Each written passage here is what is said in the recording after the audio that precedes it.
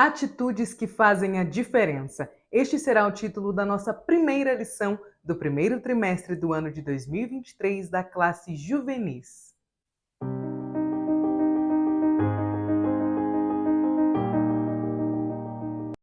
A paz do Senhor, querido aluno e professor da Escola Bíblica Dominical. Eu sou a irmã Damaris, sou professora da EBD, na congregação em que sirvo ao Senhor aqui na Assembleia de Deus em Curitiba. E hoje eu estou aqui para que nós possamos meditar juntos na primeira revista da classe Juvenis do ano de 2023. Esta revista corresponde à faixa etária de 15 a 17 anos e o título que nós trabalharemos será Sal e Luz no Mundo, uma igreja relevante. A comentarista desta revista é a Flaviane Vaz. Eu fiz a leitura de toda a revista e eu gostei bastante da forma com que ela escreve. É uma forma profunda, porém bastante clara. Então eu tenho certeza, professor, que os seus alunos serão bastante edificados ao longo deste trimestre. Nós falaremos, como o título da revista nos diz, né, sobre uma igreja relevante. Então nós responderemos aquelas perguntas clássicas que passam pela mente dos nossos adolescentes. Realmente é necessário que o cristão seja diferente do não cristão? O que é ser sal? O que é ser luz? Isso é válido para os dias atuais? O que é que prova a diferença entre um cristão e um não cristão? Né? Essas dúvidas, elas permeiam a mente dos nossos adolescentes. Então, elas serão respondidas ao longo deste trimestre. Veja só, professor, os temas das lições que nós teremos. A primeira lição, a qual falaremos hoje, terá o título Atitudes que fazem a diferença. A segunda lição terá o título O Reino de Deus está entre nós. Já a terceira lição trará o título O que é uma igreja relevante. A quarta, o ministério da igreja na atualidade. A quinta, o ensino e a igreja. A sexta, a missão social da igreja. Na sétima lição, nós falaremos sobre a igreja e o evangelismo. E na oitava, sobre a igreja e a prática de missões. O tema da nona lição será a igreja e a prática da palavra. Da 10ª lição, a igreja e a política. A 11ª aula terá o título A Igreja e os Julgamentos. A 12ª, a igreja e os falsos profetas. E na última aula, nós falaremos sobre o que eu posso fazer pela minha igreja. Então veja só, nós teremos a oportunidade e o privilégio de passar aí 13 aulas conversando com os nossos adolescentes a respeito do que é ser uma igreja relevante. Então, professor, esta primeira aula está programada para o dia 1º de janeiro. Então, muito provavelmente, não haverá esta aula por se tratar de um feriado, primeiro dia do ano. Mas, professor, deixa o Senhor te usar para que você possa enviar talvez um áudio para os seus adolescentes, seja no WhatsApp ou no Telegram, ou talvez gravar um vídeo apresentando esta revista, meditando nos pontos, pelo menos nos principais tópicos desta primeira aula, para que eles não fiquem sem o início da lição. É tão importante nós sabermos sobre o que vamos falar, né? Ter uma introdução. Então, caso você não vá dar as duas aulas juntos, a 1 e a 2, ou ter uma aula durante a semana aí na sua igreja, faça o possível para enviar um áudio ou gravar um vídeo para os seus adolescentes para que eles sejam devidamente apresentados à revista que nós trabalharemos ao longo deste trimestre. Antes de nós entrarmos na nossa aula, eu já ia esquecendo, eu quero apresentar para vocês, deixar aqui uma dica, caso você não conheça o professor, e também é você aluno que estiver aqui, uma dica de livro, um livro que eu gosto muito, inclusive fazem 4 anos, eu acredito, que eu leio ele todo começo de ano, porque me ajuda bastante a me lembrar que o cristianismo só chegou até mim por conta do sacrifício, primeiro de Cristo na cruz e depois de homens e mulheres que não tiveram as suas vidas por preciosas, mas que se dedicaram, que se empenharam em gastar as suas vidas para que o evangelho chegasse até mim. Então, o livro Heróis da Fé, ele é um clássico da nossa CPAD e ele narra, traz a biografia de 20 homens que foram usados de forma extraordinária pelo Senhor para impactar a sociedade em que eles viveram. Estes homens, que vai começar aqui com Jerônimo Savonarola, Martinho Lutero, John Bunyan, Charles Spurgeon, veremos também o John Wesley, George Miller, todos estes homens, eles foram usados pelo Senhor de uma forma poderosa e eles foram pessoas relevantes na sociedade em que eles viveram. Eles tornaram a igreja relevante para o mundo que eles viveram. Então, professor, quem sabe, caso, né, você não consiga presentear cada um dos seus adolescentes com um livro desses, você pode selecionar um dos, são 20, né, homens, então você pode selecionar uma biografia e enviar aos seus alunos para que eles possam conhecer pelo menos a biografia de um dos nossos heróis da fé. Eu tenho certeza que seria muito importante para que eles fizessem a leitura deste livro ou conhecessem pelo menos um dos heróis da fé ao longo deste trimestre em que falaremos sobre como ser, né, como tornar a nossa igreja relevante na sociedade. Agora que nós já fomos apresentados para esta revista, vamos então para a nossa primeira aula. Falaremos hoje então sobre atitudes que fazem a diferença. E o nosso versículo-chave está registrado lá na carta de 2 aos Coríntios, no capítulo 5 e versículo 17. E nos diz assim este texto: Assim que, se alguém está em Cristo, nova criatura é. As coisas velhas já passaram e eis que tudo se fez novo. Professor, lembra você da importância de nós lembrarmos aos nossos adolescentes para que eles façam esta leitura semanal, porque nós temos aqui textos que vão ajudá-los a ter profundidade bíblica a respeito do assunto, do tema que será tratado na aula da IBD no domingo. Então é muito importante que eles já cheguem com um conhecimento prévio, para que eles não cheguem crus, né, na aula. Então eu acho bastante interessante que nós sempre possamos lembrar aos nossos adolescentes de fazer esta leitura. A leitura bíblica em classe, ela está registrada em 2 textos ali de Mateus. Então, primeiro, Mateus capítulo 5, versículo 1 ao 16, e também Mateus capítulo 7, versículo 24 e 25. Professor, são vários textos. Você pode aproveitar este momento para auxiliar os seus alunos no treino da leitura em público. Então, convidá-los a fazer a leitura aí, cada um deles, de um versículo, né? Você pode ler o primeiro e pedir para que eles façam a leitura um após o outro dos versículos que vierem na sequência, e assim você vai treinando eles para que eles possam não ficar com vergonha de ler a Bíblia em público. Os objetivos da nossa aula são 3. Então, primeiro, nós iremos apresentar o Sermão do Monte como uma referência do código ético cristão. Segundo, nós iremos apontar que os cristãos precisam fazer a diferença no mundo. E terceiro, nós iremos destacar a importância do testemunho cristão. Olha só que aula importante, que aula poderosa para que nós possamos auxiliar os nossos alunos na construção do entendimento do que é uma igreja relevante. A nossa introdução nos diz assim, que os cristãos receberam uma missão do Senhor e que nós devemos pregar o evangelho, praticar o amor e a misericórdia e também fazer a diferença no mundo. Veja que nesta lição nós iremos aprender como brilhar a luz de Cristo neste mundo em que nós vivemos. Então, o primeiro ponto da nossa revista fala o Sermão do Monte. Veja só, o Sermão do Monte ou da Montanha, alguns falam Sermão da Montanha, ele é considerado por muitos o principal discurso de Jesus. Mesmo pessoas que não são cristãs estão acostumadas a ouvir alguns dos pontos do Sermão do Monte no nosso dia a dia, porque tornou-se algo bastante inserido na nossa cultura. Poucas pessoas podem dizer que nunca ouviram falar a respeito do Sermão do Monte. É com certeza o discurso mais conhecido de todos do nosso Senhor Jesus. Esta famosa pregação do nosso mestre foi feita para um grupo numeroso de discípulos e não apenas para os 12, que o acompanhavam mais de perto. A localização deste monte é incerta, mas é muito provável que tenha sido ali nos arredores da cidade de Cafarnaum. Possivelmente, Jesus, seguindo o costume dos rabis daquela época, deve ter ensinado a multidão que o seguia assentado no chão.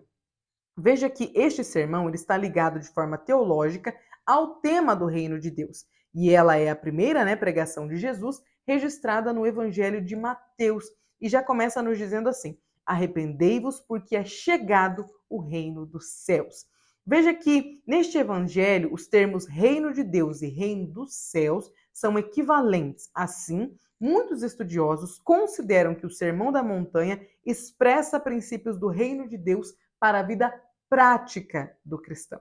E esta é a palavra mais importante no que nós lemos.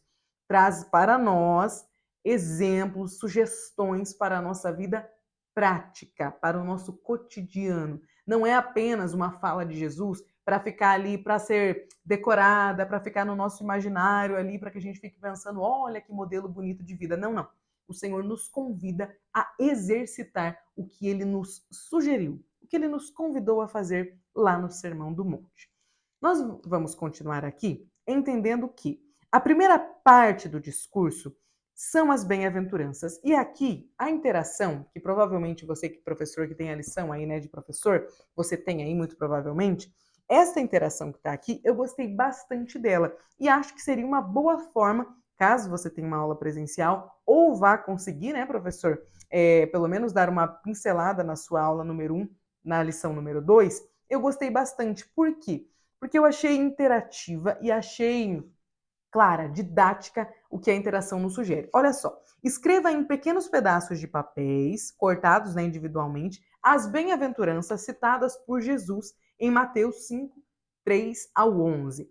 Ao final da aula, você pode fazer durante o início da aula também. Ao final, no caso, seria porque os seus alunos já saberão quais são, né, as beatitudes que nós citaremos daqui a pouco, ou as bem-aventuranças. Mas você pode entregar para cada um dos alunos uma destas bem-aventuranças, elas são 8, e você pode pedir que eles expliquem com as palavras deles o que é que eles entenderam sobre isso. Eu gostei disso porque, lembra que eu falei, eu acho que, caso você não tenha acompanhado, no ano passado eu fiz uma pré-aulas, né, do último trimestre do ano de 2022 e eu falava bastante sobre a importância de nós fazermos com que a nossa aula seja o mais didático possível, ainda mais para a classe de adolescentes. Porque desta forma eu acredito que nós, professores, podemos ter um entendimento do que eles estão assimilando da nossa aula. É inclusive importante para nós, para que nós recebamos esse feedback de saber, né, se a nossa aula está sendo bem compreendida por eles ou não. Então, pedir para que eles falem com as palavras deles o que nós já explicamos é bastante interessante. Além de você dar a oportunidade para que o seu adolescente fale, né, para que ele demonstre o que ele aprendeu, também você vai estar conseguindo fazer aí, né, uma autoanálise da sua aula, e eu acho que é um bom exercício de fixação, porque quando nós falamos aquilo que nós ouvimos, nós trazemos, né, para o campo da nossa mente, saímos ali da parte reflexiva e trazemos para a prática, é mais fácil de ser assimilado, daquilo gravar na nossa memória. Então eu gostei bastante da sugestão da interação. Fica aí a dica para você, professor, utilizar no domingo na sua classe. Veja só, as 8 bem-aventuranças citadas por Jesus, elas falam primeiro sobre os pobres de espírito. Estes são aqueles que reconhecem a sua pobreza espiritual, porque a partir daí podem buscar e receber a salvação de Deus. Aqui, o Senhor está falando, como a lição deixa claro, sobre pobreza espiritual. É importante que o discurso de Jesus não seja mal interpretado.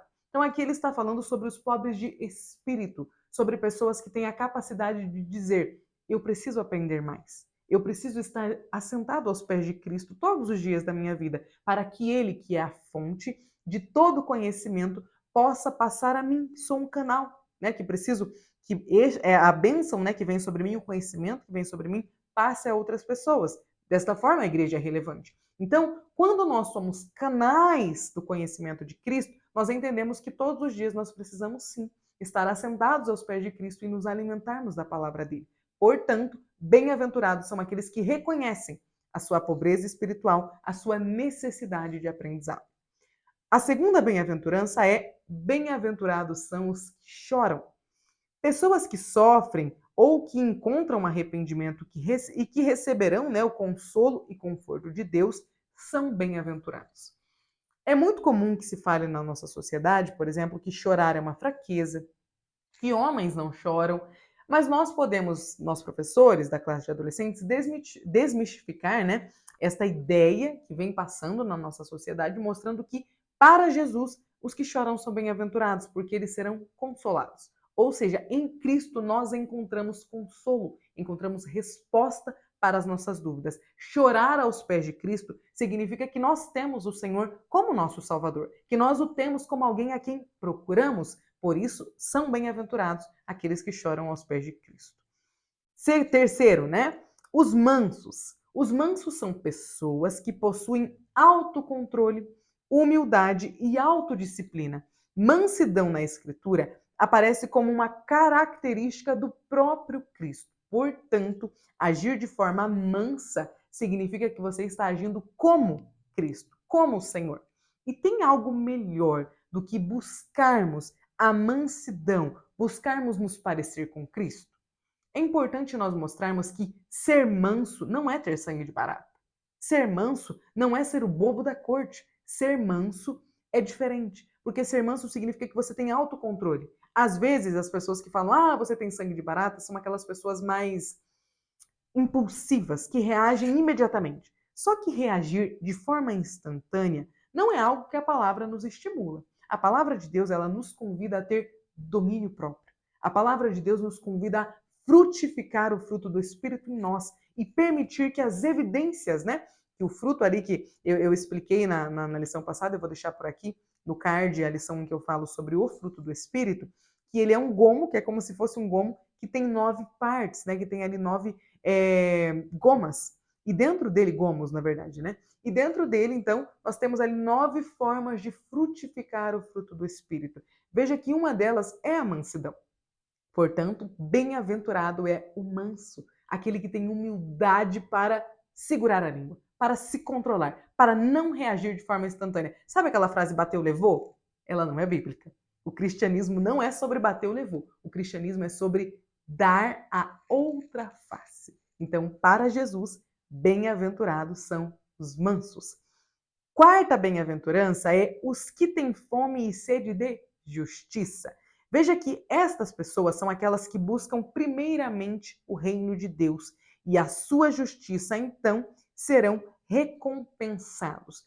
Veja que fome e sede de justiça não é alguém que está procurando encrenca, que está procurando briga. Não. Ter fome e sede de justiça significa que você é alguém que entende que cada um vai receber o que merece. E neste cada um, eu também estou incluso. Porque às vezes nós somos rápidos em julgar o próximo e bem lentos em julgar a nós mesmos. Lembra de Davi? Quando o profeta Natan vai confrontá-lo, e o profeta Natan é usado por Deus para mostrar a Davi que um homem muito rico, que tinha muitas ovelhas, tomou a ovelha de um homem que só tinha uma. Davi quer saber quem foi aquele homem, o que vai ser feito contra aquele homem. Aí o profeta vai dizer: este homem é tu, meu rei. Olha só. Davi é um exemplo de alguém que estava com fome e justiça, com fome e sede de justiça para os outros e não para ele. Mas bem-aventurados são aqueles que têm fome e sede de justiça para todos. Ou seja, são pessoas que têm um senso de justiça que não é humano, um senso de justiça que é divino. Porque às vezes a nossa justiça, a justiça humana, ela é falha, ela erra. Nós vemos todos os dias pessoas que são condenadas de forma errada. Agora veja que fome e sede de justiça do reino de Deus é uma justiça que não erra, é uma justiça que dá a cada um aquilo que merece. Então, quem busca a justiça que é divina, a justiça nos parâmetros do cristianismo, é bem-aventurado. Continuando, nós temos aqui a quinta bem-aventurança, os misericordiosos. O que significa prática, né, da misericórdia? Veja que ela é um tema recorrente nas Escrituras e que ela aparece como mandamento na lei e nos profetas. Ser misericordioso é uma característica do próprio Deus e, por isso, os seguidores de Cristo devem agir com misericórdia. Eu também tenho uma aula falando sobre a prática da misericórdia e eu vou deixar ela aqui no card para que, caso você, professor, queira ter um respaldo maior para falar destes pontos, você pode assistir a aula que vai ficar aqui no card. Veja que ser misericordioso significa que, por exemplo, às vezes você encontra uma pessoa, e aqui entra na prática da justiça e também na misericórdia, às vezes nós vemos uma pessoa que está recebendo de Deus, ou que está colhendo o que plantou, ou que está recebendo de Deus uma punição, está sendo provado pelo Senhor. E às vezes nós somos um pouco insensíveis para a dor do nosso próximo. E é muito importante que nós possamos entender e aplicar na nossa vida a prática da misericórdia, porque nós precisamos ter um olhar de compaixão. Nós cristãos precisamos sim desenvolver a misericórdia em nós. Uma pessoa que está sofrendo, uma pessoa que carece da nossa ajuda, deve ser ajudada. Cristianismo significa que eu olho para o meu próximo, que eu me compadeço dele e que eu encontro uma forma de ajudá-lo. Então, a prática da misericórdia é sim coisa de cristão. Às vezes nós achamos que, mas está tendo o que merece. Estou sendo justo, tenho fome e sede de justiça, como a palavra de Deus me explica, me ensina. Mas veja que a justiça aos olhos divinos não é acompanhada só de punição, é acompanhada de misericórdia. Porque às vezes o meu irmão que está sofrendo é o meu semelhante e hoje é ele, mas amanhã pode ser eu. Então, agir com misericórdia é agir como o próprio Senhor agiria. Veja como o Senhor foi misericordioso de muitas pessoas enquanto ele andou aqui na terra. Misericordioso, inclusive, da minha vida e da sua, a ponto de morrer na cruz, se entregar por nós e então nos dar acesso novamente ao Pai e nos dar perdão, nos trazer a salvação. O Senhor foi misericordioso conosco. Por que é que nós não podemos ser misericordiosos, né, com os nossos irmãos? Veja que esta é uma das práticas que o Senhor chama de bem-aventuranças.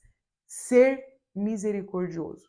E o Espírito Santo de Deus possa nos ajudar a agir com misericórdia para com os nossos semelhantes. Amém? Nós temos aqui a sexta bem-aventurança, os limpos de coração.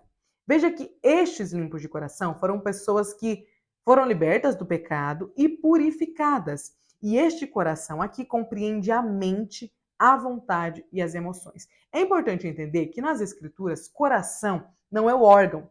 O nosso órgão, ele bombeia sangue, tá? Ele não é o centro da nossa vontade. O centro da nossa vontade está no intelecto. Então, alguns, né, vão dizer aí que o coração, na verdade, está na mente, que o termo coração teve uma tradução errada. Enfim, quando a Bíblia fala de coração, ela está falando sobre o centro da nossa vontade. Então, aqui nós entendemos que bem-aventurados são aqueles que têm o centro da sua vontade limpa, aqueles que pensam de forma limpa, aqueles que purificam a sua mente, o seu imaginário. Pessoas que entendem que devem se abster do pecado, se abster das diversas formas de pecar, se abster de pensamentos impuros. Então, quando eu tenho o meu centro de vontade, o meu pensamento, o meu imaginário, o meu intelecto limpo, eu estou praticando uma das bem-aventuranças. É importante que nós cristãos nos afastemos do pecado, estejamos distantes de toda e qualquer forma de pecado. Então, a purificação da nossa mente, do nosso coração, ela é constante, ela é diária. E bem-aventurado aquele que busca ter a sua mente, ter, né, o seu coração, como a Escritura nos diz, limpa.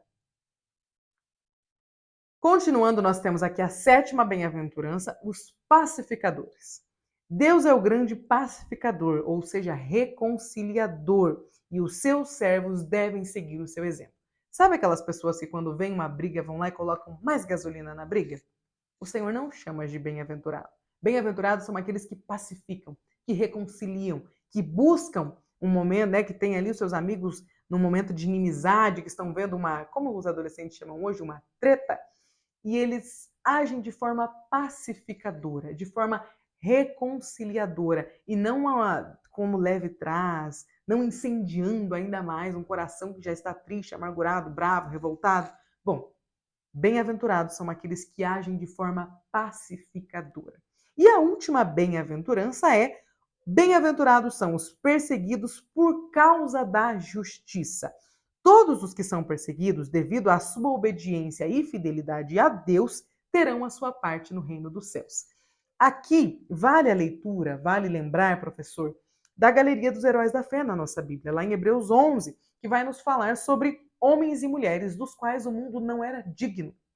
A Bíblia ainda nos diz que alguns deles morreram antes de ver a promessa se cumprir. E a Bíblia cita ali vários homens e mulheres que sofreram por causa do reino de Deus. E todos eles são heróis da nossa fé. Assim como o livro que eu citei no início, que traz ali o relato de homens e mulheres que sofreram e sofreram muito por causa do evangelho.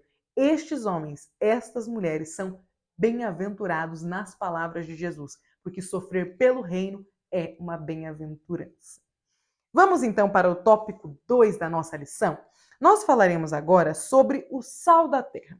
Veja só, após nós destacarmos, né, as beatitudes que Jesus nos citou, nós entraremos agora no ponto de entendimento das duas metáforas que ele utilizou para qualificar o impacto que a presença dos seus discípulos deveria causar na sociedade. Então, a primeira metáfora de Jesus é a do sal. Ele vai dizer que nós deveríamos ser sal da terra. nós precisamos entender o que era o sal lá no contexto em que Jesus estava falando. Às vezes nós lemos alguns exemplos na Bíblia, né? Sal, luz, lamparina, ficamos pensando, poxa, não são coisas tão comuns no nosso dia. O sal naquela época, inclusive eu anotei aqui, ó, para os rabinos, né, para a classe mais alta da sociedade, ele era muito bem utilizado. Por quê? Significava, estava associado ao conceito de sabedoria. Então, o sal era algo que a alta sociedade utilizava tanto quanto as pessoas normais no seu cotidiano, porque o sal era utilizado como conservante, né, para preservar ali os alimentos, era utilizado como tempero, era utilizado como remédio. Então veja que o sal tinha várias funções para aquela sociedade que Jesus estava falando. Mas o que nós podemos entender do sal? Quando nós pensamos no sal, hoje em dia nós não usamos muito sal para conservação, porque nós temos geladeira, né? Nós temos outras formas de conservar, nós temos a eletricidade que nos permite ter acesso a uma forma de conservação que o povo lá da época de Jesus não tinha. Então o sal para eles era um conservador. Eu não sei se vocês já viram, conservador não, me desculpa, um conservante.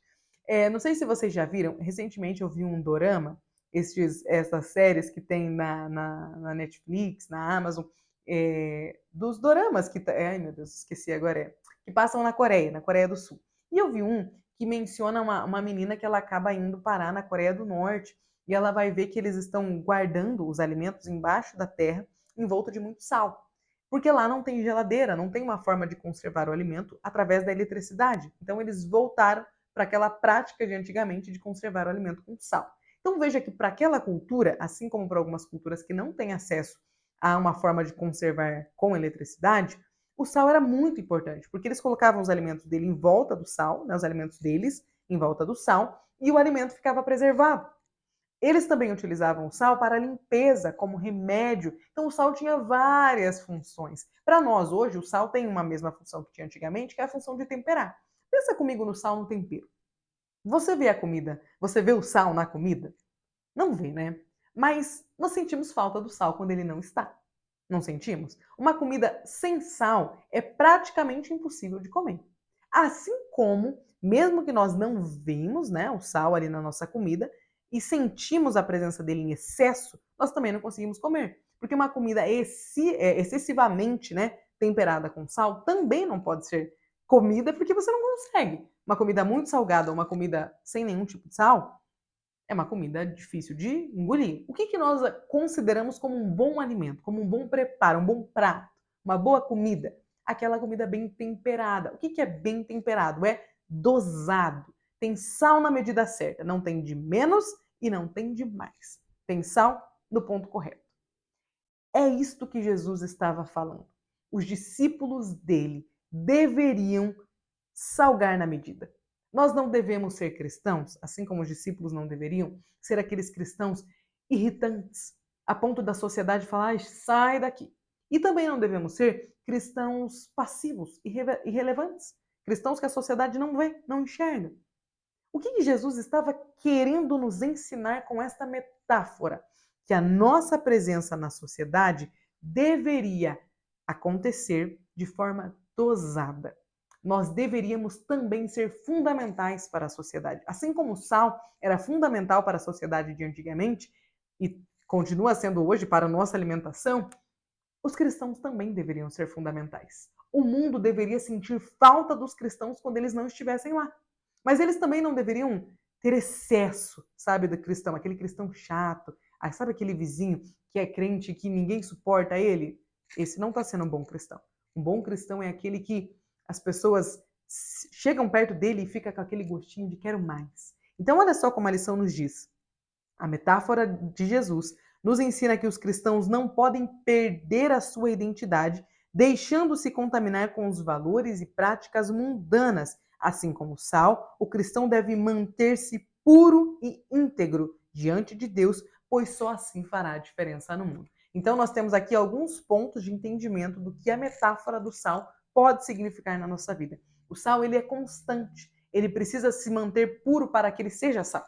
Se você começar a misturar o sal com outras coisas, ele vai deixar de salgar, ele vai deixar de ter as suas propriedades, assim como o cristão. Se nós, como cristãos, começarmos a nos misturar com muitas filosofias, com muitas doutrinas, nós deixaremos de salgar. E quando nós deixarmos de salgar, nós não serviremos para mais nada. Eu sei que é uma metáfora pesada essa de Jesus, mas ela é verdadeira. Ou o cristão é relevante como cristão na sociedade, ou então ele não serve para nada. Porque ou você é um cristão relevante, ou você não é um cristão. Porque se ninguém souber que você é cristão, então provavelmente é porque você não é. Porque como que nós sabemos que tem sal na comida? Porque nós sentimos o gosto dela. Se não sentirmos o gosto, né, do sal, é porque não tem sal ali. Se o mundo não nos vir, se o mundo não souber que nós somos cristãos, então é muito provavelmente porque nós não somos cristãos. E a metáfora de Jesus, ela continua. Então aqui no ponto 3 nós falaremos sobre a segunda parte da metáfora, que é luz do mundo. Veja que Jesus disse que nós tínhamos que ser o sal da terra, mas também nós tínhamos que ser a luz do mundo. E eu gosto que na época de Jesus não tinha energia. Então, os recursos tecnológicos, né, que nós temos hoje, lâmpada, lanterna, não existiam naquela época. A luz, portanto, para aquele povo era de extrema importância, porque quando escurecia, ou eles tinham ali como que eles chamam? Candeia, né, que a Bíblia vai dizer, ou eles tinham aquela velhinha ali, alguma coisa para iluminar a casa toda deles, ou eles não tinham nenhum tipo de iluminação, porque não era igual a gente que vai ali e acende a luz na tomada, né? Não tinha isso naquela época. Então Jesus estava falando sobre algo que também era essencial, a luz. Assim como o sal, para aquela sociedade a luz era fundamental, assim como é para nós hoje. Quando a luz acaba aí na sua casa, como que você se sente? Perdido, não é mesmo? Porque hoje em dia, quando a luz acaba, logo, se você depender do Wi-Fi, o Wi-Fi também acaba. E aí, se você precisa da tomada para carregar o seu celular, logo ele vai descarregar e você vai ficar sem contato nenhum com o mundo. E hoje, quando a gente passa assim 1, 2, 3 horinhas sem o celular, a gente já fica meio assim, né? Sem contato com a internet, parece que a gente está fora do mundo. É a sensação de quem vive, né, nesse mundo extremamente conectado. Então, perceba que para nós a luz também é fundamental. Você nota a ausência de luz? Eu noto. Quando eu estou num lugar que não está iluminado, eu logo sinto, ainda mais eu, que estou aqui sem óculos, mas preciso de óculos, sou míope, tenho aí um grauzinho elevado, e eu sempre que tenho aí uma luz mais difícil, né, um pouco de defasagem na luz, eu sinto de forma imediata. Você consegue entender a metáfora que Jesus utilizou? Olha só, encontrar luz ou ter luz em casa não era algo simples naquela época. E o que Jesus estava dizendo é que não era razoável que pessoas que tivessem luz em casa escondessem a luz embaixo da cama ou colocassem em um lugar que a luz não fosse vista. Imagine que você está em uma casa que não tem eletricidade, você tem lá só uma velinha e você precisa iluminar o ambiente que você está. O que você fará com essa luz? Colocará ela embaixo da mesa? Não, né? Porque senão não dá para ver. Colocará ela atrás de um livro? Não. O que a gente faz com a luz quando a gente precisa? Quando acaba a luz na sua casa, você depende da vela. Onde você coloca a vela? Sempre num lugar onde seja possível de iluminar a maior parte, né, a maior quantidade possível de espaço. Não é mesmo? Então por que é que nós cristãos esconderíamos a luz que há em nós? Se nós somos luz em um mundo de trevas, por que nós esconderíamos a nossa luz? Por que é que nós estaríamos embaixo de uma mesa ou atrás de um livro? Por quê? Jesus estava querendo dizer aos discípulos dele que eles deveriam brilhar, que eles deveriam ser relevantes, que eles deveriam ser essenciais na sociedade em que eles estavam inseridos. Assim como a luz, eles deveriam iluminar o mundo. E mais do que isso, quando não há luz, imediatamente você sente falta. Então Jesus estava querendo dizer que quando os cristãos não estivessem na sociedade, eles deveriam sentir falta destes cristãos. Você é relevante na sociedade em que você está? Se você cristão não aparecesse hoje no meio que você vive, você professor, no seu trabalho, ou você pode perguntar aos seus alunos se eles não fossem à escola, ao cursinho, à faculdade, será que sentiriam falta deles? Como cristãos, nós temos a missão de ser relevantes na sociedade. Porque a luz é relevante, a luz é essencial, o sal é relevante, o sal é essencial. E nós cristãos somos relevantes e essenciais? O nosso mestre ordenou que nós fôssemos. Então é muito interessante que nós possamos, caso estejamos sendo uma luz meio apagada, ou caso estejamos sendo um sal que não está salgando, nós precisamos pedir para que o Espírito Santo traga à nossa vida iluminação, para que nós possamos sim iluminar a sociedade de trevas que está à nossa volta, para que o Senhor traga novamente as propriedades de sal à nossa vida, para que nós possamos salgar as pessoas que estão ao nosso redor e para que elas possam vir até Cristo. Eu sempre digo que a minha oração é, Senhor, que eu possa ser um canal de bênção para as pessoas que estão ao meu redor e jamais um canal de maldição. Que as pessoas possam querer vir a Ti por minha causa, mas que eu jamais possa fazer com que as pessoas não queiram o Senhor por minha causa. Às vezes nós temos a capacidade de fazer com que as pessoas tenham pavor da igreja ou pavor do evangelho, do cristianismo, da Bíblia, por causa do nosso comportamento. Então que o Senhor nos livre de ser um canal de água suja, mas que nós possamos ser um canal de água cristalina e transmitir Jesus por onde nós passarmos. Amém? Aqui no quarto ponto, nós falaremos sobre deixar a luz brilhar. Veja só, a luz do cristão, ela brilha através do seu comportamento. E é através das nossas atitudes que nós devemos transparecer que seguimos os princípios e os valores do reino de Deus. Mansidão, promoção de justiça, prática da misericórdia, santificação e postura conciliadora foram alguns dos exemplos de atitudes que Jesus destacou no sermão dele, que seriam chamadas de bem-aventuranças e que, quando fossem expostas à sociedade, chamariam atenção. Uma pessoa mansa, ela ilumina o lugar que ela está. Uma pessoa que traz ali com ela um senso de justiça correto, mas ao mesmo tempo uma prática de misericórdia, ela é diferente. Ela tem um comportamento diferenciado e ela faz com que as outras pessoas percebam isso nela. É por isso que o Senhor destacou as bem-aventuranças. É por isso que o Senhor destacou o que nós deveríamos buscar nas bem-aventuranças. Porque quando nós buscamos este patamar de comportamento, nós estamos deixando a luz de Cristo brilhar em nós. Continuando, veja que os cristãos devem sim fazer a diferença no mundo por meio do seu comportamento, porque as boas obras dos cristãos levam o mundo a glorificar a Deus, levam o mundo a conhecer o Senhor. Como o mundo conhecerá o Senhor se não for por nós? Se não for através da nossa vida? Se não for através do nosso comportamento, da nossa forma de falar, de andar, de postar? Porque no mundo de redes sociais, a nossa rede social, o nosso Instagram, o nosso Facebook, Twitter, no próprio canal no YouTube, ele glorifica o Senhor. O TikTok, ele glorifica o Senhor. Pelo menos o nosso deveria glorificar. A nossa página na internet, a nossa, meu Deus do céu, fugiu agora, o que a gente posta nos stories, no feed, deve glorificar o Senhor. Deve transparecer a luz de Cristo. Então nós somos convidados pelo nosso Senhor a deixar a luz de Cristo brilhar em nós. Vamos encerrar com 2 exemplos. Primeiro, o apóstolo Tiago nos ensinou sobre um tema afirmando que a nossa fé em Cristo deve vir acompanhada de obras como um testemunho. O apóstolo Tiago, ele dizia que a nossa fé sem obras ela é morta. Então não adianta nós vivermos uma fé só de aparência, só dentro da igreja. A nossa fé precisa ser transmitida nas nossas obras. Então sim, a postura de um cristão, o comportamento de um cristão na sociedade, ele deve sim ser de cristão. O que é que um cristão faz? Um cristão é manso, um cristão é humilde, um cristão tem autocontrole, um cristão pratica misericórdia, um cristão ele fala de forma diferente. Ele não usa os mesmos termos, as mesmas gírias que o mundo, ele impacta a sociedade em que ele vive, porque a fé dele é acompanhada de boas obras. Nós também vemos o apóstolo Pedro, que diz que os cristãos devem se afastar do pecado e viver com honestidade, a fim de que o nome de Deus seja glorificado.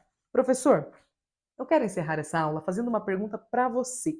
Você pode respondê-la e depois passar ela aos seus alunos. A sua atitude, o seu comportamento, tem glorificado ao Senhor ou escandalizado ao Senhor?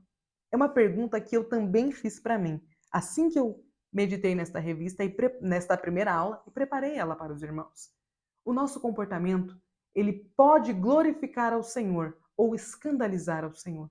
Olha o tamanho da nossa responsabilidade. Por isso eu desejo que o Senhor Jesus nos ajude a glorificá-lo. Amém? Professor, desejo que o Senhor Jesus te abençoe nesta aula, na condução, na ministração da primeira aula deste trimestre, que os seus alunos possam ser edificados e instruídos por esta lição e que o Espírito Santo coloque as palavras certas na sua boca para alcançar o coração deles. Amém? Deus abençoe e até a próxima aula.